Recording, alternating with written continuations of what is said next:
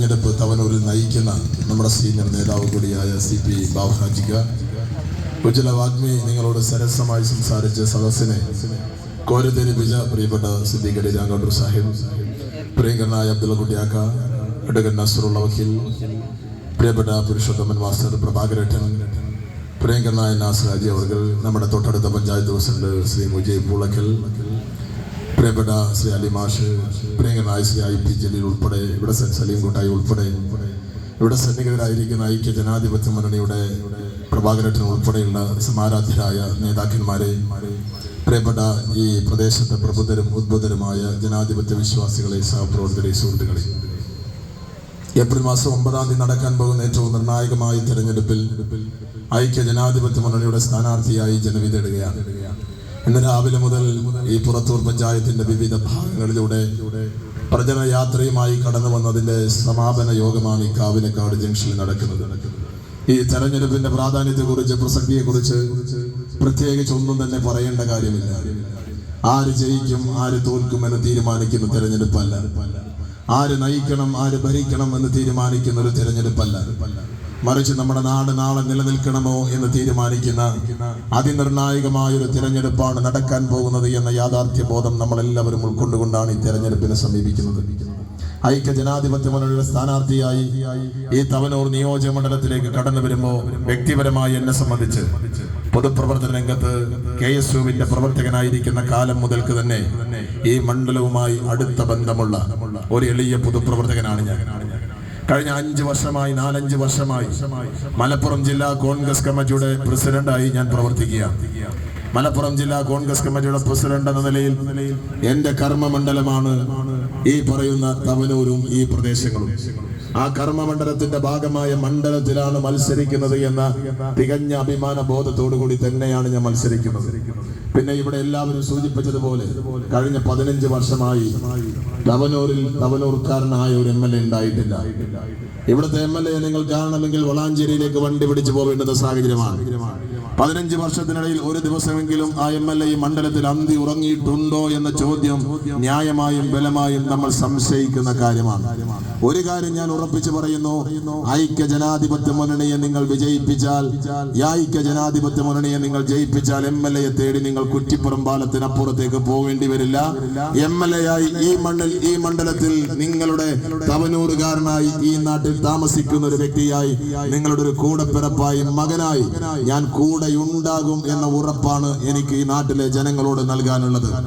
ഈ മണ്ഡലത്തിൽ ഒരു മാറ്റം ഉണ്ടാവണം. ഈ കമ്മ്യൂണിസ്റ്റ് പാർട്ടിക്ക് അടിസ്ഥാനപരമായി വേരോട്ടവും നീരോട്ടവുമുള്ള ഒരു പ്രദേശമാണ് ഈ പ്രദേശം. ഇവിടെയുള്ള നല്ലവരായ സഖാക്കന്മാർ ഈ തെരഞ്ഞെടുപ്പിൽ നമുക്ക് അനുകൂലമാണ്. ഒരു തർക്കവും നിങ്ങൾക്ക് വേണ്ട. കമ്മ്യൂണിസ്റ്റ് മാർക്സിസ്റ്റ് പാർട്ടി നിലനിന്ന് കാണണമെന്ന് ആഗ്രഹിക്കുന്ന മുഴുവൻ ആളുകളും ഈ തെരഞ്ഞെടുപ്പിൽ പോളിംഗ് ബൂത്തിൽ പോയി വോട്ട് ചെയ്യാൻ പോകുന്നത് ഐക്യ ജനാധിപത്യ മുന്നണിക്കായിരിക്കും എന്ന കാര്യത്തിൽ ഒരു തർക്കവും നിങ്ങൾക്ക് വേണ്ട. കാരണം കഴിഞ്ഞ 10 വർഷക്കാലം ഈ നാട് ഭരിച്ചുകൊണ്ടിരിക്കുന്ന പിണറായി വിജയന്റെ ഗവൺമെന്റ് ഈ നാടിനെ ആകെ കൊള്ളയടിച്ച് മുന്നോട്ട് പോവുകയാണ്. EMSന്റെ പാർട്ടി, AKGയുടെ പാർട്ടി, ആ പാർട്ടി ഇന്ന് നയിക്കുന്നത് ആരാണ്? പാവങ്ങളുടെ പടത്തലവനായ സഖാവ് AKGയുടെ പാർട്ടി. EMS എന്ന് പറയുന്ന നേതാവിന്റെ പാർട്ടി അവരുടെയൊക്കെ പാദാഘാതങ്ങളേറ്റ് പുളകിതമായ ഒരു പാർട്ടിയാണ് ഈ പാർട്ടി. അഴിമതിക്കെതിരെ, അനീതിക്കെതിരെ അനവരതം പോരാടിയ നിരവധിയായ നേതാക്കന്മാർ, ആ നേതാക്കന്മാരുടെ പാർട്ടിയാണ് കമ്മ്യൂണിസ്റ്റ് പാർട്ടി. അഴിമതിക്കാർക്കെതിരെ നിലപാടെടുത്ത പാർട്ടി, ആദർശധീരന്മാരായ നേതാക്കന്മാരെ സംഭാവന ചെയ്ത പാർട്ടി, പണിയെടുക്കുന്നവന്റെയും പട്ടിണി കിടക്കുന്നവന്റെയും പാർട്ടി, കർഷകന്റെയും കൃഷിക്കാരന്റെയും കർഷക തൊഴിലാളിയും പാർട്ടി, തെങ്ങ് കയറുന്നവന്റെ പാർട്ടി, കല്ല് വെട്ടുന്നവന്റെ പാർട്ടി, കറ്റ ചുമക്കുന്നവന്റെ പാർട്ടി, അങ്ങനെ പാവപ്പെട്ടവന്റെയും പണിയെടുക്കുന്നവന്റെയും പട്ടിണി കിടക്കുന്നവന്റെയും പാർട്ടി ഇന്ന് പാവപ്പെട്ടവന്റെ പാർട്ടിയാണോ എന്ന് നിങ്ങൾ ആലോചിക്കുക എന്ന് മാത്രമാണ് ഞങ്ങൾക്ക് പറയാനുള്ളത്. കമ്മ്യൂണിസ്റ്റ് മാർക്സിസ്റ്റ് പാർട്ടി എന്ന് തൊഴിലാളി വർഗ പാർട്ടിയല്ല, മറിച്ച് സമൂഹത്തിലെ ഏറ്റവും വമ്പന്മാരും കൊമ്പന്മാരുമായ കോർപ്പറേറ്റുകളുടെ താല്പര്യങ്ങളും അവരുടെ ഇഷ്ടാനിഷ്ടങ്ങളും സംരക്ഷിക്കുന്ന, അവരുടെ ഇംഗീതങ്ങൾക്കനുസരിച്ച് നിലപാടെടുക്കുന്ന ഒരു പാർട്ടിയായി ഇടതുപക്ഷ ജനാധിപത്യ മുന്നണിക്ക് നേതൃത്വം കൊടുക്കുന്ന കമ്മ്യൂണിസ്റ്റ് പാർട്ടി മാറിയിരിക്കുന്നു. ആ കമ്മ്യൂണിസ്റ്റ് പാർട്ടിക്കെതിരെ അതിശക്തമായ ഒരു ആശയ സംഘർഷം അതിനകത്ത് ഉയർന്നെഴുന്നേറ്റിരിക്കുന്നു. കഴിഞ്ഞ തെരഞ്ഞെടുപ്പിൽ പല പഞ്ചായത്തുകളിലും ഇടതുപക്ഷത്തിനെതിരായി ഇടതുപക്ഷത്തിന്റെ ആളുകൾ തന്നെ വോട്ട് ചെയ്യുന്ന ഒരു സാഹചര്യമാണ്. ഇടതുപക്ഷ ജനാധിപത്യ മുന്നണി ഈ കേരളത്തിൽ നിലനിൽക്കണമെങ്കിൽ ഈ പിണറായി വിജയന്റെ ഭരണത്തിൽ ഒരു മാറ്റം ഉണ്ടാവണമെന്ന് ആഗ്രഹിക്കുന്ന ആളുകളുടെ മനസ്സ് ഞങ്ങളോടൊപ്പമാണ് എന്ന ഉത്തമ വിശ്വാസത്തോടു കൂടി തന്നെയാണ് ഈ തെരഞ്ഞെടുപ്പിൽ ഞങ്ങൾ നീങ്ങുന്നത്. അതറിയുന്നത് കൊണ്ടാണല്ലോ ഇടതുപക്ഷത്തിന്റെ സ്ഥാനാർത്ഥി പറഞ്ഞത് ഈ തെരഞ്ഞെടുപ്പിൽ ഞാൻ മത്സരിക്കാനില്ല.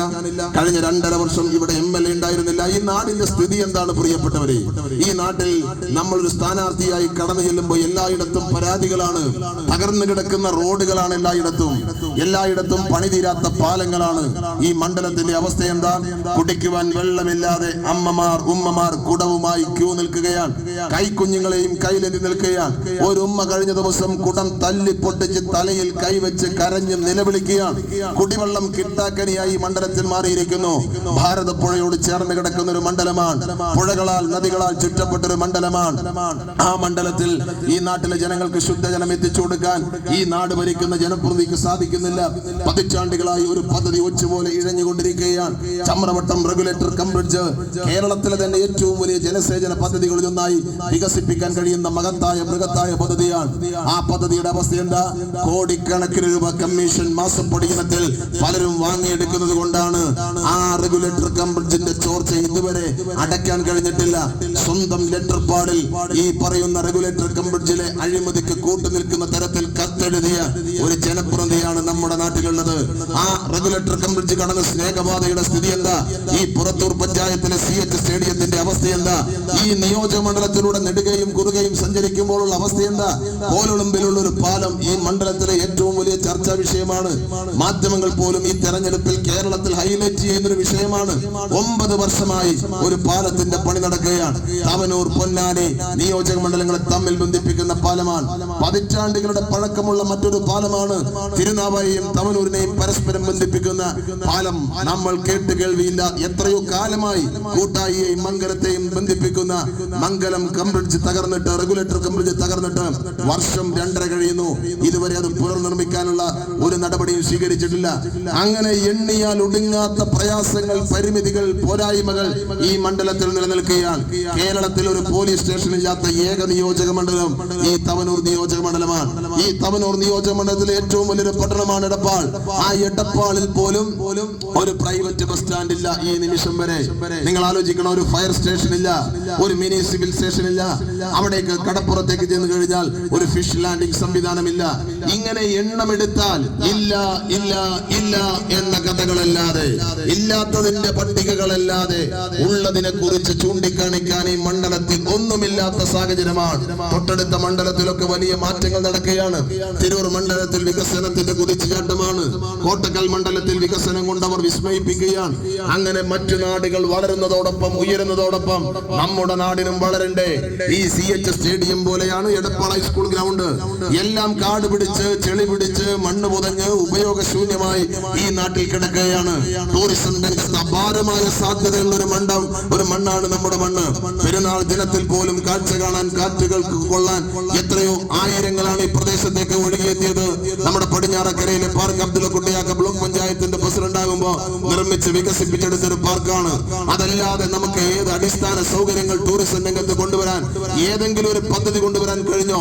ഏറ്റവും കൂടുതൽ തീരദേശത്ത് പുറംപോക്ക് ഭൂമിയുള്ള ഒരു തീരദേശമാണ് നമ്മുടെ തവനൂരിന്റെ ഈ കൂട്ടായിയുടെ മംഗലത്തിന്റെ ഈ ഭൂപ്രദേശം എന്ന് പറയുന്നത്. ഇതിനെ കുറിച്ചൊക്കെ ആലോചിക്കാൻ, ചിന്തിക്കാൻ, ഭാവന സമ്പന്നമായ പദ്ധതികൾക്ക് രൂപം നൽകാൻ കഴിയുന്ന ഒരു നടപടിയും സ്വീകരിച്ചിട്ടില്ല എന്നതാണ് യാഥാർത്ഥ്യം. എല്ലാവർക്കും പരാതിയാണ്, എല്ലാവർക്കും പരിഭവമാണ്. അതുകൊണ്ട് തവനൂരിലെ ജനങ്ങളോട് ഞങ്ങൾ പറയുന്നു, ഈ നാടിന് വേണ്ടതൊരു മാറ്റമാണ്. ഐക്യ ജനാധിപത്യ മുന്നണിക്ക് നിങ്ങൾ ഒരു അവസരം നൽകൂ.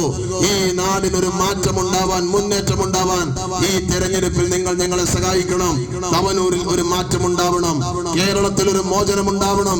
കേരളത്തിന്റെ സ്ഥിതി എന്താ? 92,000 കോടിയാണ് ഈ ഗവൺമെന്റ് അധികാരത്തിൽ വരുമ്പോൾ കേരളത്തിന്റെ മൊത്തം കടബാധ്യത. ഇന്നത് 1 ലക്ഷം കോടിയും 2 ലക്ഷം കോടിയും 3 ലക്ഷം കോടിയും 4 ലക്ഷം കോടിയും കടന്ന് 6 ലക്ഷം കോടിയായി കേരളത്തിന്റെ കടബാധ്യത വർദ്ധിച്ചിരിക്കുന്നു. ഈ കേരളത്തിന് ഒരു മോചനം വേണ്ടേ? ശബരിമല അയ്യപ്പന്റെ തങ്ക വിഗ്രഹം പോലും മോഷ്ടിക്കുന്ന സാഹചര്യത്തിലേക്ക് കേരളത്തിലെ കൊള്ളയടിക്കൽ ഇന്ന് നടന്നുകൊണ്ടിരിക്കുക. ഗോഡ്സ് ഓൺ കൺട്രിയാണ്, ദൈവത്തിന്റെ സ്വന്തം നാടാണ്. ആ ദൈവത്തിന്റെ സ്വന്തം നാട്ടിൽ ദൈവങ്ങൾക്ക് പോലും രക്ഷയില്ലേ എന്ന് സുപ്രീം കോടതി വിലപിക്കുന്ന കാഴ്ച, കേരളത്തെ ചൂണ്ടി ചോദിക്കുന്ന കാഴ്ച നമ്മൾ കണ്ടു.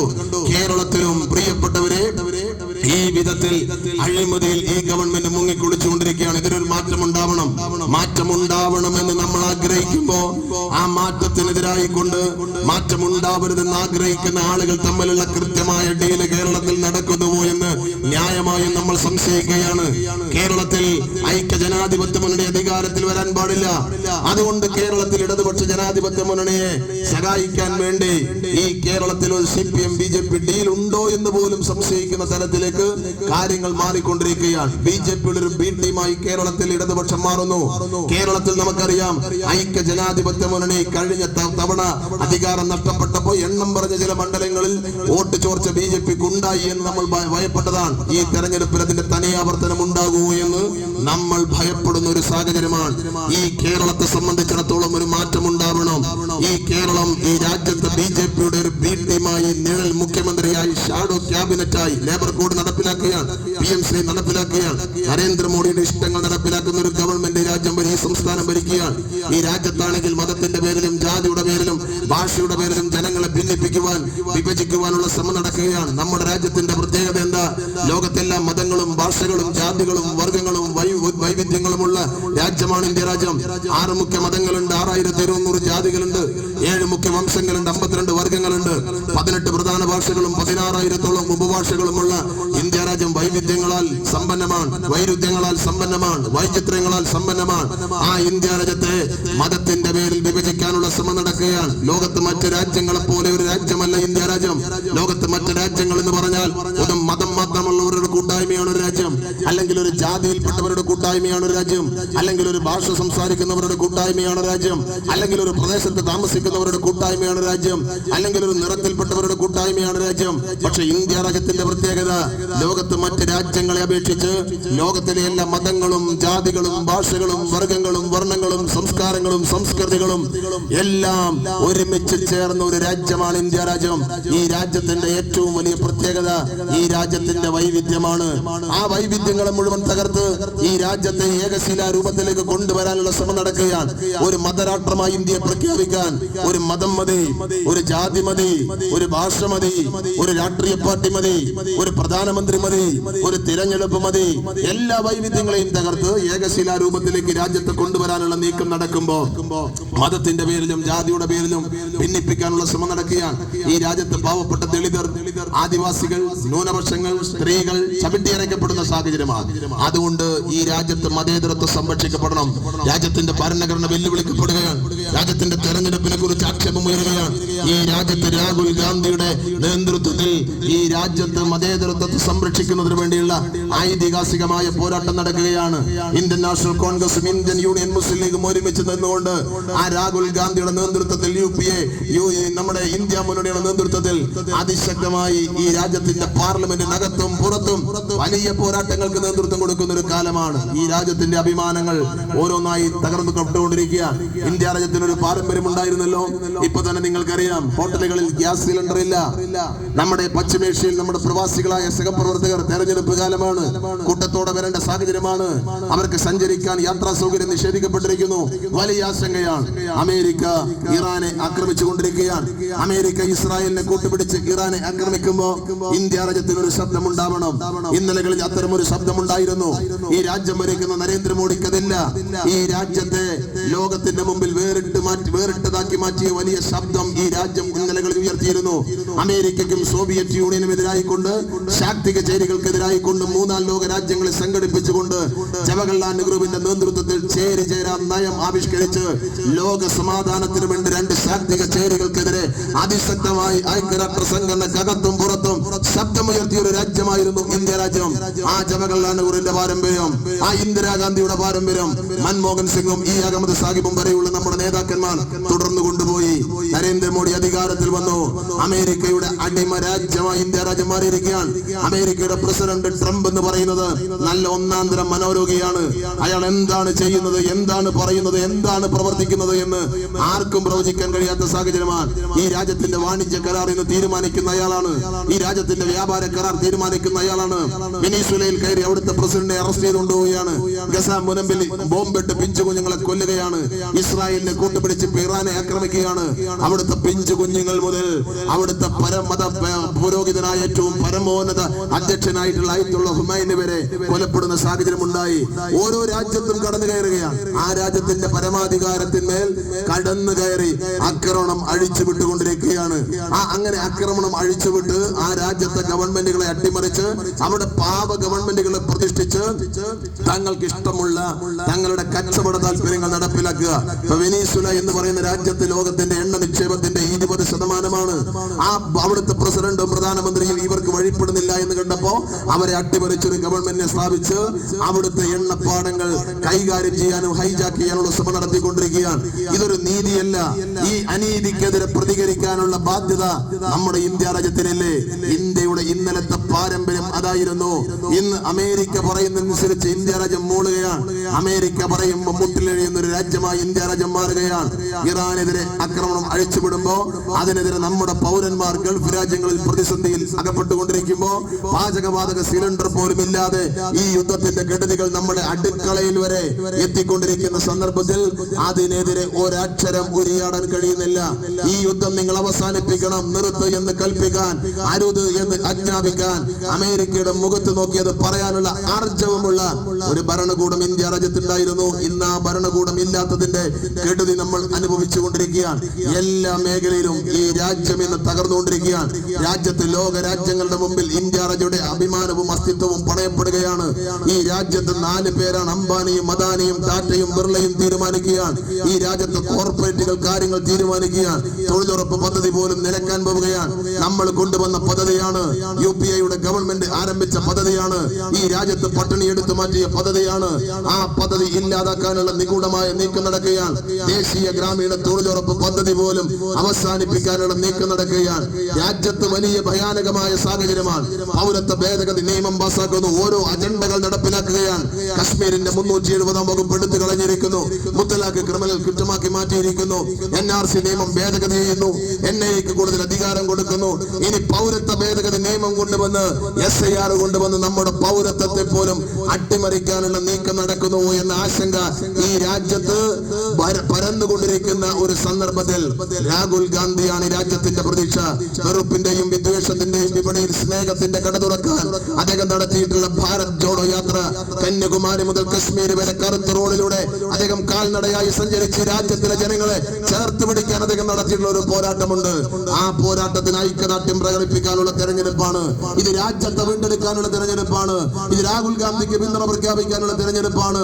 ഈ രാജ്യത്ത് എവിടെയും മതേതര കക്ഷികൾ അധികാരത്തിൽ ഉണ്ടാവാൻ പാടില്ല എന്ന ആഗ്രഹത്തോടെ നരേന്ദ്രമോദി ഈ തെരഞ്ഞെടുപ്പിൽ പിണറായി വിജയനെ വീണ്ടും അധികാരത്തിൽ കൊണ്ടുവരാനുള്ള ശ്രമം നടത്തുമെന്ന കാര്യത്തിൽ ഒരു തർക്കമില്ല. കാരണം ഇന്ത്യയിലെ മുഴുവൻ പ്രതിപക്ഷ നേതാക്കന്മാരെയും നരേന്ദ്രമോദി വേട്ടയാടുകയാണ്. മമതാ ബാനർജിയുടെ വീട് റെയ്ഡ് ചെയ്യുകയാണ്. അരവിന്ദ് കെജ്രിവാളിനെ ജയിലിലടക്കുകയാണ്. DK ശിവകുമാറിനെ തുറങ്കിലടക്കുകയാണ്. P ചിദംബരത്തെ കാരാഗൃഹത്തിലടക്കുകയാണ്. ഷിബു സോറനെ അറസ്റ്റ് ചെയ്ത് കൊണ്ടുപോവുകയാണ്. രാജ്യത്തെ മുഴുവൻ പ്രതിപക്ഷ നേതാക്കന്മാരെയും വേട്ടയാടുകയാണ്. സോണിയാഗാന്ധിയെ ക്വസ്റ്റ്യൻ ചെയ്യുന്നു, രാഹുൽ ഗാന്ധിയെ ചോദ്യം ചെയ്യുന്നു. പക്ഷെ പിണറായി വിജയനെതിരെ ഒരു ചെറുവിരൽ പോലും ഈ രാജ്യത്ത് അനക്കപ്പെടുന്നില്ല. നിങ്ങൾക്കറിയാലോ, സ്വർണം കടത്തിയ കേസിൽ ആരോപണ വിധേയനാണ് കേരളത്തിന്റെ മുഖ്യമന്ത്രി എന്ന് മാത്രമാണോ SNC 11 കേസിൽ പ്രതിയാണ് കേരളത്തിന്റെ മുഖ്യമന്ത്രി. ഇപ്പൊ ഈ ശബരിമല കേസിൽ തന്നെ എത്രയോ വലിയ ഗുരുതരമായ ആക്ഷേപമാണ് കേരളത്തിന്റെ മുഖ്യമന്ത്രിക്കെതിരെ. ഒരു അന്വേഷണമുണ്ടോ? മുഖ്യമന്ത്രിയുടെ മകനെതിരെ NIA നോട്ടീസ് വന്നല്ലോ, നമ്മുടെ EDയുടെ നോട്ടീസ് വന്നല്ലോ. EDയുടെ നോട്ടീസ് വന്നിട്ട് മുഖ്യമന്ത്രിയുടെ മകൻ ഹാജരായിട്ടുണ്ടോ? അതിന് മറുപടി കൊടുത്തിട്ടുണ്ടോ? രാജ്യത്തെ മുഴുവൻ പ്രതിപക്ഷ നേതാക്കന്മാരെയും ED ഉപയോഗിച്ച്, CBI ഉപയോഗിച്ച്, കസ്റ്റംസിനെ ഉപയോഗിച്ച്, NIA ഉപയോഗിച്ച് വേട്ടയാടിക്കൊണ്ടിരിക്കുകയാണ്. പക്ഷെ തള്ളക്കോഴി കുഞ്ഞുങ്ങളെ ചിറകിനടിയിൽ സംരക്ഷിക്കുന്നത് പോലെ കേരളത്തിന്റെ മുഖ്യമന്ത്രിയെ നരേന്ദ്രമോദി സംരക്ഷിക്കുന്നു. അതുകൊണ്ട് പ്രിയപ്പെട്ടവരെ, ഈ ഡീൽ ലീഗിനെതിരായിക്കൊണ്ട് നമ്മൾ നിലപാടെടുക്കേണ്ടുന്ന സന്ദർഭമാണ്. എന്ത് തന്നെ സംഭവിച്ചാലും ഈ നാടിന്റെ മതേതരത്വം സംരക്ഷിക്കണം. നാളെ ഈ കേരളം നിലനിൽക്കണമെങ്കിൽ ഐക്യ ജനാധിപത്യ മുന്നണി ജയിച്ചേ മതിയാവൂ. ഇതൊരു തിരഞ്ഞെടുപ്പല്ല, ഇതൊരു